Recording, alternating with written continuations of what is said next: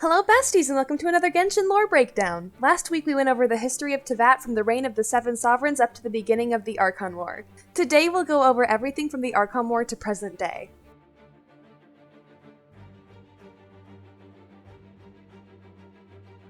The Archon War started about 4,000 years ago and lasted for around 2,000 years, happening all over Teyvat. Some countries only had a few conflicts while others had exponentially more. Since it took place throughout the entire continent, this isn't just a simple war between two parties in one place that we can easily and quickly break down, so this section is going to be pretty long. The first major loss in the Archon War that we know about was the fall of Guili Assembly. A landslide destroyed a lot of Guili plains and Guizhong died around the same time that the landslides happened. Since her death was one of the first in the war, most people assume that she was murdered, but there is a possibility that her death was an accident because of the landslides. I think her death could have been an accident because most of the people who were originally part of Guili Assembly also died when she did. The landslides could have been caused by another god, but I feel like we would have heard something about that, so for now, I feel like it may be safe to assume that she and most of her people's deaths were not murders. But with one of their two gods dead and their land destroyed, the people of Guili Assembly needed to move. Morax, the surviving god, leads the few people left south to what is now Liyue Harbor. The Millelith is subsequently established. 700 years after this, Ganyu was born on December 3rd. At some point during the Archon War, Urabashi came to Enkanomiya. Urabashi may originally be from Liyue. In the description of Oathsworn Eye, Urabashi says that he could, quote, best neither the Golden God nor the Narukami, so he elected to flee into waters unknown. The Narukami is obviously A because Narukami just means God of Thunder, and I don't know who else would be the Golden God other than Morax. During the Archon War, Morax battled a lot of sea monsters, which is why Zhongli is so afraid of the ocean today. Urabashi could have been one of them from that description in the weapon. In the cutscene where A kills Urabashi, its name is spelled the Chinese way and not the Japanese way. I thought that was weird because even though Genshin is a Chinese game, all of the Japanese characters have their names spelled the way that they would be in Japanese, so why is Urabashi different? That could mean that Urabashi was originally from Liyue but fled to Enkanomiya and became its deity during the Archon War. 2,600 years ago, Andrias declared war on Decarabian, but not much came of it. The war evolved into a stalemate and Decarabian's people grew disillusioned with his rule and rose up against him. Key players in this revolution were Barbatos, the Nameless Bard, the Red-Haired Warrior, Gunhildr, and Amos. Decarabian dies and his people are freed. This leaves Barbatos and Andrias as the only two gods left in Mondstadt, so one of them was bound to become its Archon. Andrias willingly lays down his life, knowing that he wouldn't be a good Archon for Mondstadt. Barbatos becomes the Animo Archon, winning Mondstadt by default. Barbatos was the first to claim the title of Archon. Back in Liyue, around the same time that Barbatos becomes the Animo Archon, Morax kills the Chi in what is now Qingce village. Its dead body poisoned the land, but it has since been cleansed. 2,000 years ago, Morax finds Ajdaha in the chasm, gives him sight, and releases him above ground.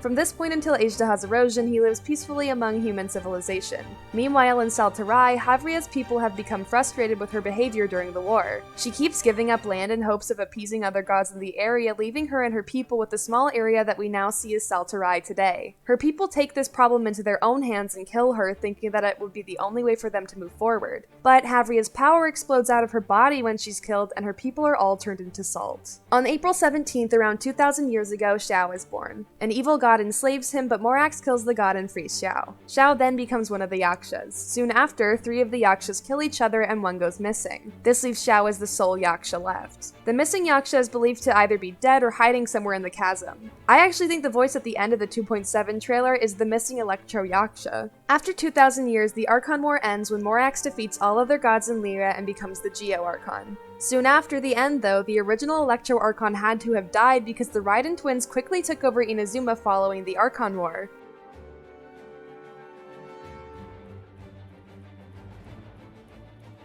A agreed to become Makoto's Kagemusha because she knew that her sister would make a better leader than her. In Enkanomiya, Conrian envoys invade the civilization and steal a book. Ante tried to fight them off, but since the Conrians brought field tillers to defend them, he was unsuccessful. Ante survived but was badly injured. This is the first instance of Conria's malicious intent and criminal activity. A few days later, Urabashi uses the coral from its body to form Watatsumi Island above Enkanomiya. The people of Enkanomiya finally rise back up to the surface after thousands of years of living underground. The people of Watatsumi Island are grateful to be living above ground again, but there's a major problem with the island. The land is arid. They can't farm anything there, so they're really struggling to find food. To fix this, they suggest to Urabashi that they invade Yashiori Island. Urabashi is apprehensive about this, but agrees. Oribashi's real motive in invading Yashiori Island with its people was because it knew that it would be killed by Celestia soon anyway, so I guess it wanted to just die on its own terms instead. The Watatsumi army invaded the island, and after a battle with the Narukami shogunate, Ei killed Oribashi, creating Musojin Gorge. Around the same time on Tsurumi Island, Ryu is sacrificed to the Thunderbird, leaving his blood in a chalice. The Thunderbird returns to the island to find the only human she liked dead. Naturally angered, she kills everyone on the island in retaliation. The Thunderbird goes to Seirai Island, where Ei hunts her down as a monster and kills her. Quickly following the end of the Archon War, the people of Mondstadt worshipped Barbados along with the god of time Istaroth. Today, Istaroth is all but forgotten in Mondstadt, which makes me think that she barely participated in the country's development except for right at the beginning. Dvalin is born in Mondstadt from pure Animo energy. Barbados befriended Dvalin and he became the first of the Four Winds. Afterwards, Barbados departed from Mondstadt, leading them to lead themselves. In his absence, the aristocracy forms with three major families: the Lawrence clan, the Gunhildr clan, and the Imunlauker clan. The leader of the Lawrence clan at the time built the statue of Barbados in front of the Favonius Cathedral, and all of the clan leaders inscribed messages on the bottom of the statue pledging their allegiance to Mondstadt. That doesn't really add up with the text we see on the bottom of the statue today, though. Now it says the gateway to Celestia. Either the text changed at some point, or the message isn't relevant to lore and it's just for gameplay. Regardless, I find it strange that the inscription changed. While away from Mondstadt, Barbados visits Morax and Liyue just to explore the neighboring country. The rest of the Seven would often meet up in Liyue just to hang out and be friends. Since the war ended, some of the Adepti moved to Jueyun Karst to relax. Humans never entered Jueyun Karst without a sigil of permission, so they're kind of just on their own over there. Other Adepti ask Morax to turn their bodies into stone, which is why there are a bunch of random statues of people around Liyue. Only their bodies were turned, so I assume their souls or whatever else is inside of a person's body is still out there somewhere. A traveler named Guhua traveled through Liyue at this time, although not much is known about his life. Some people believe he was an Adeptus, and others think he was just a normal human who somehow ascended to Celestia. But after his death and ascension to Celestia, one of his friends established the Guhua Brotherhood. This organization has since faded away, leaving what we now know as the Guhua clan. On March 3rd, Chi-Chi is born as a human. While looking for herbs in Jueyun Karst, Chi-Chi ran into a battle between Adepti and demons. She got caught in the middle of the fight, and while she was dying, she received her cryovision because of her strong will to keep living. Each of the Adepti gave her a part of their power, but it was too much for her body to handle. Chi-Chi was transformed into a zombie, and she lost control of herself. Mountain Shaper encased her in amber to quell the disturbance. Back in Mondstadt, Ursa the Drake appeared and began to terrorize the country. By this point, the Lawrence clan had taken control of Mondstadt. They tortured and enslaved the people who weren't part of one of the main three clans. The Gunhildr clan was less influential than the Lawrence clan, but they didn't participate in any of the atrocities that the Lawrences did. The fate and actions of the Imunlauker clan is unknown. 1,010 years ago, Vanessa and her younger sister Linda are born to a nomadic group. The group is starved by Ursa the Drake for days, but they escape to Mondstadt. However, upon arriving in the city, the group is immediately enslaved by the Lawrences. Vanessa became a gladiator, but her great strength made it impossible for the aristocracy to bind her with chains. Instead, she was kept subservient because of her loyalty to her people. 10 years later, Barbados returns to Mondstadt after hearing the cries and prayers of the oppressed. They descend to the city disguised as the human bard Venti. Vanessa angers the heir of the Lawrence clan, Barca, and is forced to participate in a series of gladiator matches to win back her people's freedom. While she's still in prison, Venti befriends her. Vanessa completes many of the matches with no problem until the last one against Ursa the Drake. Seeing his friend in need of assistance, Venti descends to the battlefield and reveals himself to be Barbados. Ursa the Drake is defeated, Vanessa wins the fight, and her people are freed. The Lawrences and their supporters are exiled from Mondstadt following Vanessa's successful rebellion. Clans who didn't participate in the Lawrence clan's actions were allowed to stay, like the Gunhildr clan.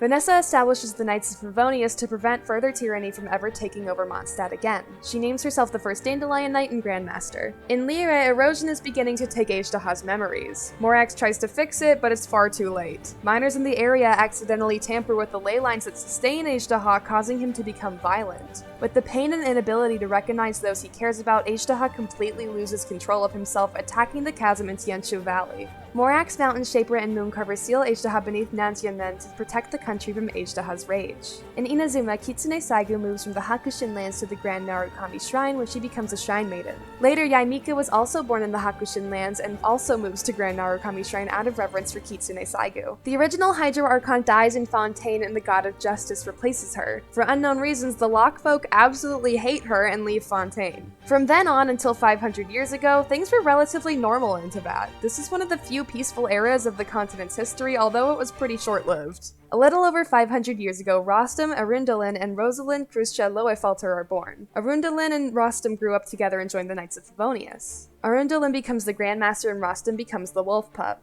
Just before the Cataclysm, Rosalind and Rostam fell in love. Rosalind left Mondstadt to study at the Sumeru Academia. For a year before the Cataclysm, something called the Tyrant's Final Fury happened in Teyvat. The first field tiller stationed itself atop Decorabian's tower where it still sits today. It shot into the city for a whole year, quite literally raining hell upon Mondstadt's people. It seems like the Archons and other important people were well aware of the Cataclysm before it happened, but were somehow unable to prevent it. Piero, who was now one of the Fatui Harbingers, tried to stop Conria's leaders from, quote, tearing away the veil of sin. Morak signed a contract with Celestia before the Cataclysm actually happened, stating that they would never talk about what was going to happen. Kitsune Saigu again moved from Grand Narukami Shrine to Tenshukaku to aid the Raiden twins during the Abyss's invasion. The Archons knowing beforehand makes sense because they are technically part of Celestia. Kitsune Saigu was one of A's closest friends, so A probably just asked her for help.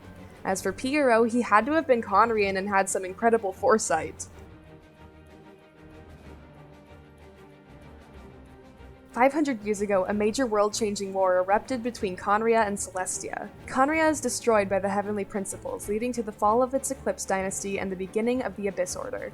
The Archons were sent to aid in Conria's destruction by Celestia despite their reservations. Monsters from the Abyss invaded above ground Teyvat. These monsters are attributed to the alchemist Reindotir, who used a special form of alchemy called chemia to create artificial life. 2 of the known invasions were on Narukami Island and the Chasm. Because Inazuma technically had 2 Archons at the time, A stayed back in Inazuma to protect Narukami Island from the home front attack while Makoto went with the other Archons to Conria. The Chasm, however, didn't have its Archon there to protect it. The Millelith suffered a great number of losses quelling the threat from the Abyss. At some point during the war, Aether and Lumine fell into Teyvat following the destruction of their homeworld. The Traveler's sibling wakes up during the Cataclysm and witnesses the destruction of Conria. The sibling then teams up with Dainsleif.